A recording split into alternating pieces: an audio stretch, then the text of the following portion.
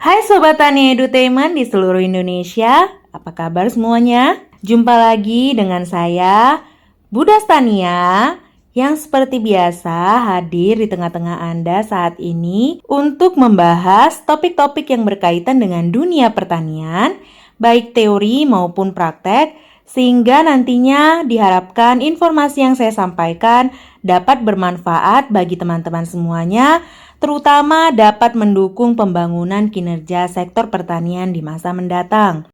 Di video sebelumnya, saya sudah menyinggung sedikit bagaimana sih kaitannya bisnis model Canvas terhadap penyusunan rencana bisnis yang strategis. Video kali ini merupakan kelanjutan dari video sebelumnya, tapi sebelum kita menuju ke pembahasan topik video kali ini, jangan lupa klik tombol like dan subscribe-nya agar saya lebih semangat lagi mengupload video-video yang lebih bermanfaat dan kalian tidak ketinggalan notif-notif terbaru dari video aku.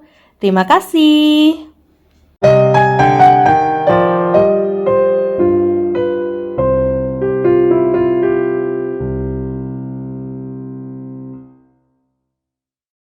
Topik pada video kita kali ini adalah bisnis model Canvas.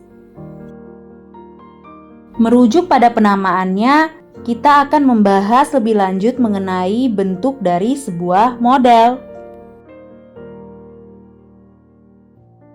Model ialah representasi dari suatu objek yang bertujuan untuk menyederhanakan hal-hal yang bersifat kompleks agar lebih mudah dipahami. Dalam kehidupan kita sehari-hari, kita bisa menemukan 4 jenis model. Yang pertama adalah model fisik. Contohnya adalah maket yang sering kita temui pada industri jasa arsitektur. Yang kedua adalah prototype atau barang contoh yang bisa kita temui pada pameran mobil. Yang ketiga adalah citra atau gambaran. Salah satu contohnya adalah gambaran satelit. Dan yang terakhir adalah model rumusan matematis. Yang ini biasa kita gunakan di sekolah atau kegiatan penelitian. Jika dihubungkan dalam kegiatan usaha, maka model dapat didefinisikan sebagai blueprint atau cetak biru atau representasi dari kerangka rencana atau perencanaan kerja secara terperinci dari kegiatan usaha, di mana usaha merupakan upaya untuk mengelola keunggulan komparatif dan peluang untuk menghasilkan suatu value proposition atau competitive advantage yang dapat mendatangkan keuntungan atau laba. Berdasarkan jangka waktu perencanaannya, model ini terbagi dua. Yang pertama adalah model jangka pendek dan yang kedua adalah model jangka panjang. Periode untuk model jangka pendek berkisar antara 3-7 tahun, sedangkan periode untuk model jangka panjang berkisar lebih dari 10 tahun. Oleh sebab itu, perencanaan model jangka pendek disebut dengan rencana bisnis, sedangkan untuk model jangka panjang disebut dengan perencanaan bisnis. Rencana bisnis dikenal dengan usaha startup, sedangkan perencanaan bisnis dikenal dengan usaha non-startup. Ketepatan penyusunan suatu model sangat menentukan kecepatan suatu perusahaan dalam mencapai tujuan. Berikut saya berikan ilustrasinya. Anda bisa lihat dua gambar pertama. Ada dua orang yang sedang memanah. Yang satu menggunakan busur dan yang satu menggunakan senapan. Pertanyaan saya adalah, menurut teman-teman Tani Edutainment, siapa yang akan lebih cepat dalam menembak sasarannya? Tentu saja yang menggunakan senapan. Begitu juga dengan dua gambar di sebelahnya. Gambar yang di sisi kiri menunjukkan ada seorang petani yang sedang membajak sawah dengan menggunakan mesin bajak. Di sebelah kanan ada gambar bor tanah. Pertanyaannya, alat mana yang lebih tepat digunakan untuk membajak sawah? Tentu saja mesin yang di kiri, yang dipegang oleh petani ya. Lalu kita bergeser lagi ke dua gambar terakhir di sebelah kanan. Ada anak yang sedang demam karena digigit oleh nyamuk demam berdarah. Jika anak itu diberi obat cacing, Apakah menurut teman-teman penyakitnya akan sembuh? Tentu saja tidak. Begitu juga dengan model bisnis. Ketepatan cara yang kita gunakan untuk mengelola bisnis atau usaha disertai dengan ketepatan alat dan ketepatan sasaran akan membuat model kita menjadi lebih relevan dan akan memudahkan kita untuk mencapai kesuksesan. Berdasarkan penjelasan saya tersebut, dapat disimpulkan bahwa model bisnis merupakan pedoman, petunjuk arah, dan bahan evaluasi bagi perusahaan agar terhindar dari berbagai resiko seperti produk gagal, inefisiensi, kerugian finansial, dampak lingkungan, dan imbas dari kebijakan, termasuk hukum dan fenomena ingkar janji dari kesepakatan dua belah pihak yang bekerja sama. Model bisnis membantu pelaku usaha untuk mengenal apa yang ingin diciptakan, apakah produk maupun jasa, kepada siapa produk atau jasa tersebut ditawarkan, apa yang menjadi aktivitas utama yang penting untuk diperhatikan di dalam kegiatan usaha, dan pengusaha mampu menempatkan posisinya di tengah pasar untuk mengantisipasi persaingan. Salah satu metode analisis yang dapat kita gunakan untuk membangun model bisnis yang baik ialah metode SWOT. Pasti teman-teman sudah pada kenal kan dengan model sederhana ini? Iya, model ini memiliki beberapa kelebihan. Kelebihannya ialah sederhana, kolaboratif, fleksibel, dan integratif. Karena kelebihannya yang pertama ini, maka model ini cocok untuk digunakan dalam membuat rencana dan perencanaan bisnis dari berbagai jenis dan skala usaha. Meskipun demikian, model ini memiliki beberapa kelemahan. Penilaiannya bersifat subjektif dan memiliki celah penilaian negatif, di mana dalam model ini kelemahan dan ancaman dianggap sebagai sesuatu yang harus dihindari. Sementara, beberapa pakar lainnya berpendapat bahwa kelemahan dan ancaman tidak selamanya harus dihindari, sebab ada beberapa kelemahan dan ancaman yang jika dikelola dengan baik, justru dapat mendatangkan peluang dan menjadi kekuatan bagi pelaku usaha tersebut. Oleh sebab itu, metode analisis ini tidak dapat berdiri sendiri. Harus didukung oleh metode analisis yang lain. Bisnis model kanvas merupakan metode analisis yang paling banyak digunakan untuk menyempurnakan kelemahan yang terdapat pada metode analisis SWOT. Model ini disusun dari 9 elemen. Elemen yang pertama ialah customer segment, yang kedua adalah value proposition, yang ketiga adalah distribution channel, yang keempat adalah customer relationship, yang kelima adalah revenue streams, yang keenam adalah key activities, yang ketujuh adalah key resources, yang kedelapan adalah key partners, dan yang terakhir adalah cost structure. Elemen pertama hingga elemen keempat dikategorikan ke dalam elemen front page. Sedangkan elemen kelima sampai elemen kesembilan dikategorikan sebagai elemen back page. Kenapa disebut elemen front page? Karena keempat elemen ini merupakan kunci bagi penyusunan elemen-elemen yang lain. Masing-masing penjelasannya akan diuraikan sebagai berikut. Yang pertama adalah customer segment. Customer segment merupakan gambaran segmen mana yang akan menjadi target bisnis Anda. Jika teman-teman masih bingung dalam menentukan customer segment Anda, maka Anda dapat mengajukan pertanyaan, "Who is my audience?" Ada 5 jenis customer segment. Yang pertama adalah mass market. Pada mass market, cakupan pasarnya luas karena konsumen memiliki kebutuhan yang sama. Biasanya mass market ini menjual produk-produk kebutuhan pokok atau sembako. Yang kedua adalah niche market. Niche market merupakan kebalikan dari mass market. Yang ketiga adalah segmented market. Pada market ini, pasar dibedakan berdasarkan masalah yang sama. Jadi, satu pelaku usaha melayani konsumen dengan kebutuhan yang berbeda namun memiliki masalah yang sama. Sebagai contoh, tiket pesawat untuk kelas ekonomi dan kelas bisnis. Selanjutnya ialah diversified market. Diversified market merupakan kebalikan dari segmented market. Hanya saja pasarnya tersegmentasi berdasarkan kebutuhan dan masalah yang berbeda. Sebagai contoh, PT Pos melayani kebutuhan konsumen untuk pengiriman surat dan pengiriman logistik, di mana surat dan logistik merupakan dua kebutuhan yang berbeda. Yang terakhir adalah multi-site platform atau yang dikenal sebagai hidden revenue market.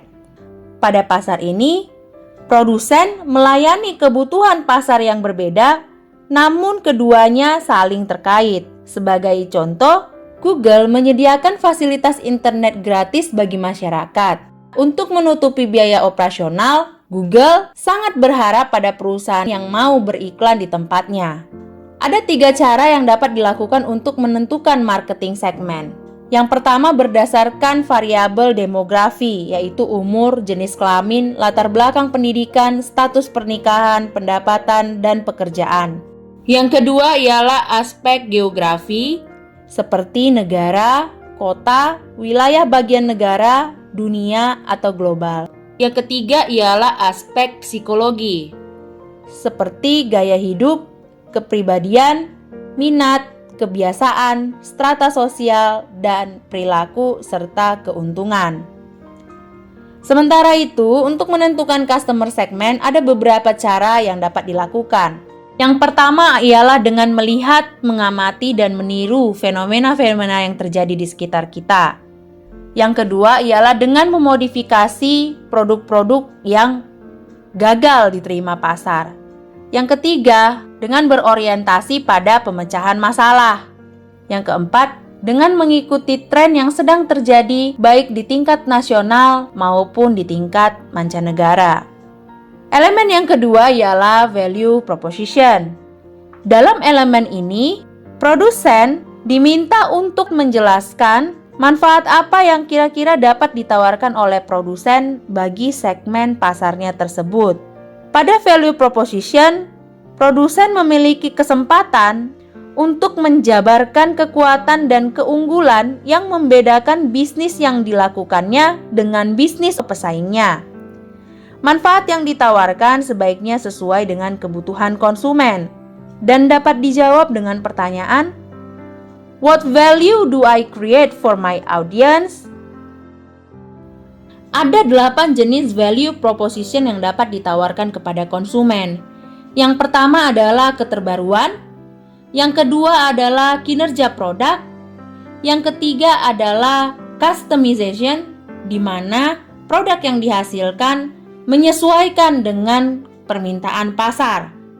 Yang keempat adalah getting the job done, di mana produk atau jasa yang dihasilkan membantu konsumen untuk dapat melakukan 2 atau lebih pekerjaan sekaligus. Yang kelima adalah desain, yang ditujukan untuk menambah nilai seni dan memberi kesan mewah sehingga dapat menaikkan harga jual. Yang keenam adalah brand. Brand hampir sama dengan desain, yang bertujuan untuk meningkatkan harga jual. Namun, brand merupakan jaminan atas kualitas terhadap produk dan jasa yang akan ditawarkan. Yang ketujuh adalah harga. Produk yang ditawarkan memiliki harga yang lebih kompetitif. Yang terakhir adalah convenience atau kenyamanan pengguna. Kenyamanan ini sangat erat kaitannya dengan loyalitas konsumen. Ketika konsumen sudah nyaman menggunakan produk kita, maka biasanya dia enggan untuk berpindah ke produk yang lain. Sebagai contoh, View, YouTube Premium, iTunes pada Apple, dan lain sebagainya. Elemen selanjutnya adalah distribution channel. Distribution channel menjelaskan Bagaimana Anda akan berkomunikasi dan menyalurkan produk hingga sampai dengan baik ke tangan konsumen dari segmen pasar yang dituju. Jika Anda masih kesulitan dalam merumuskan distribution channel, Anda dapat menggunakan bantuan pertanyaan, "How do I deliver the value?" Ada 3 cara yang dapat dilakukan dalam kegiatan distribusi. Yang pertama adalah distribusi secara langsung atau tatap muka, atau yang dikenal sebagai brick and mortar model. Yang kedua adalah semi-indirect, yaitu kombinasi antara pertemuan tatap muka dengan perantara, atau yang disebut dengan bricks and clicks. Yang ketiga adalah indirect, di mana distribution channel totally menggunakan perantara. Sebagai contoh, wholesaler, marketplace, e-commerce, dropship, dan afiliasi. Elemen selanjutnya adalah customer relationship. Customer relationship ini menggambarkan alternatif langkah yang perlu dilakukan untuk menjalin hubungan yang baik dan berkesinambungan antara produsen dengan konsumen. Ada beberapa cara yang dapat dilakukan untuk menjalin customer relationship yang berkesinambungan. Yang pertama, dengan menggunakan bantuan sales representation atau SR. Yang kedua adalah dengan menggunakan dedicated personal assistance. Ini hampir mirip dengan personal assistance, namun diwakili oleh SR berkeahlian khusus. Sebagai contoh, jasa asuransi atau pelayanan kepada pelanggan dengan saldo tertinggi yang mendapat status priority. Yang ketiga adalah swalayan. Model customer relationship ini melayani diri sendiri, namun disediakan fasilitas untuk pelanggan tersebut dapat melayani dirinya sendiri. Yang keempat adalah automatic service. Automatic service ini hampir mirip dengan swalayan, namun merupakan kombinasi dari personal assistance dan swalayan. Sebagai contoh, rumah makan yang menggunakan metode top up dalam pembayarannya. Selanjutnya adalah community. Perusahaan membentuk customer relationship melalui penciptaan komunitas atau kelompok dengan tujuan untuk mengenal lebih baik kelompok pasarnya. Sebagai contoh, My Starbucks Idea, Beauty Talks by Sephora, PlayStation Community, Lego Ideas, dan sebagainya. Adapun manfaat dari community customer relationship adalah yang pertama, mengurangi kebutuhan akan biaya dukungan konsumen. Yang kedua adalah meningkatkan exposure dan kredibilitas dari brand itu sendiri. Yang ketiga, mendapatkan wawasan untuk produk atau layanan dari fitur baru. Yang keempat, meningkatkan keterlibatan konsumen dan retensi pelanggan yang lebih baik. Terakhir, menjadi saluran yang dapat digunakan untuk menyajikan produk dan layanan sebelum produk resmi diluncurkan. Bentuk customer relationship yang lain ialah co-creation. Co-creation ini melibatkan peran konsumen dalam menciptakan produk yang dibutuhkan. Elemen selanjutnya adalah revenue streams. Revenue streams merepresentasikan sumber pendapatan dari setiap output utama, sampingan, buangan yang dihasilkan pada tiap proses kegiatan. Elemen ini dapat dijawab dengan pertanyaan, what do I want to receive? Ingin memperoleh uang, referral, recognition, reputation, atau rasa hormat. Adapun beberapa kategori dari revenue streams ialah sebagai berikut. Yang pertama, penerimaan yang didapat dari aset atau harta tidak bergerak seperti gedung. Yang kedua, dari biaya lama pemakaian. Biaya lama pemakaian ini berlaku pada usaha-usaha yang berbentuk particular service seperti sewa kamar hotel dan penggunaan ojek online. Yang ketiga adalah dari biaya peminjaman atau penggunaan sementara. Selanjutnya dari biaya berlangganan seperti Netflix, Spotify, Speedy, dan Gym. Kemudian ada biaya penggunaan hak cipta dari license, pemberian komisi, biaya beriklan, atau dari biaya freemium seperti Dropbox, Zoom, HBO, YouTube, dan View. Jika teman-teman sudah berhasil merumuskan kelima elemen tersebut, maka elemen-elemen lainnya hanya akan mengikuti. Sebagai contoh, misalnya Anda ingin menghasilkan sebuah produk berbasis riset, maka inti dari kegiatan usaha Anda ada di kegiatan riset dan produksi. Sehingga Anda harus berinvestasi pada teknologi-teknologi yang memungkinkan Anda untuk melakukan riset-riset terbaru dari produk-produk yang akan Anda hasilkan. Begitu juga dengan key resources. Key resources menggambarkan perencanaan jenis, jumlah, penataan, dan alokasi sumber daya yang wajib tersedia dalam kegiatan usaha untuk mewujudkan atau menghasilkan value proposition yang baik. Apakah Anda membutuhkan physical asset berupa fasilitas pabrik, gedung, kendaraan, mesin, alat, jaringan distribusi, dan sebagainya? Atau Anda membutuhkan intellectual asset berupa brand, hak paten, copyright, database customer, database partnership, informasi rahasia perusahaan, big data, dan lain sebagainya? Atau mungkin Anda membutuhkan human resource seperti tenaga kerja. Atau bisa juga Anda membutuhkan financial asset berupa cash, kredit, obligasi, saham, dan lain sebagainya. Key yang ketiga sekaligus key yang terakhir adalah key partnership. Dalam elemen ini, Anda diminta untuk memetakan mitra yang sejatinya memegang peranan penting dalam mencapai value proposition yang telah ditetapkan sebelumnya. Pada bagian ini dapat dijawab dengan pertanyaan, who can help me? Nah, key partnership itu bentuknya ada 4. Yang pertama adalah strategic alliance. Strategic alliance ini membentuk kerjasama dengan perusahaan yang tidak sejenis tetapi saling mendukung. Sebagai contoh, JDID dan Citylink. Yang kedua adalah co-opetition.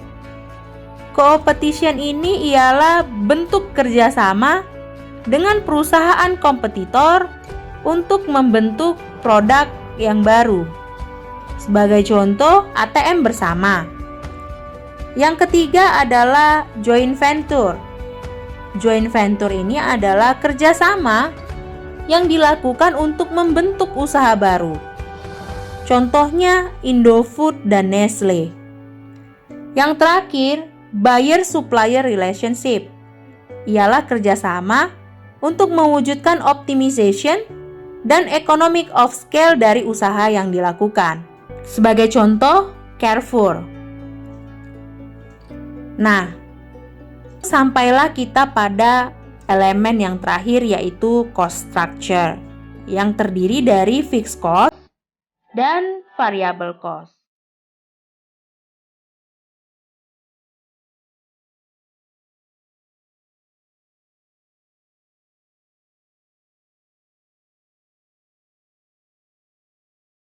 Gimana teman-teman? Mudah bukan?